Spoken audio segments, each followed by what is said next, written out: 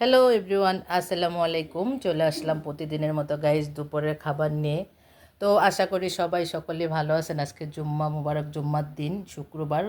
খুব ভালো ভালো একটা দিন, খুবই ভালো দিনে আজকে আমি আমার বাসায় মেহমান আসবে, ছোট ননদ আসবে, ননদের হাজব্যান্ড আসবে। তো এই জন্য কী কী রান্না করেছি দুপুরে, মেহমান যেহেতু আসবে আপনাদের সাথে আমি শেয়ার করব।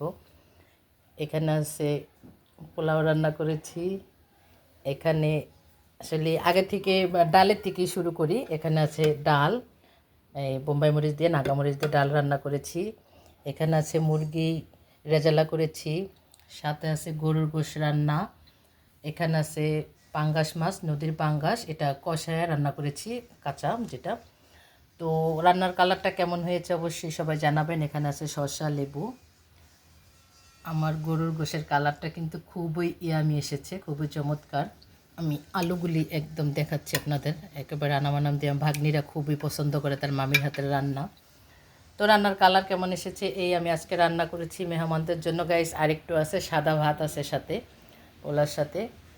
তো আজকে এই দিয়ে খাবো। সবাই ভালো থাকবেন, সুস্থ থাকবেন। ভালো লাগলে অবশ্যই অবশ্যই লাইক কমেন্ট দিতে ভুলবেন না।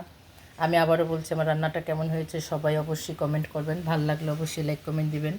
তো আজকের মতো আল্লাহ হাফেজ। Thank you so much for watching my video.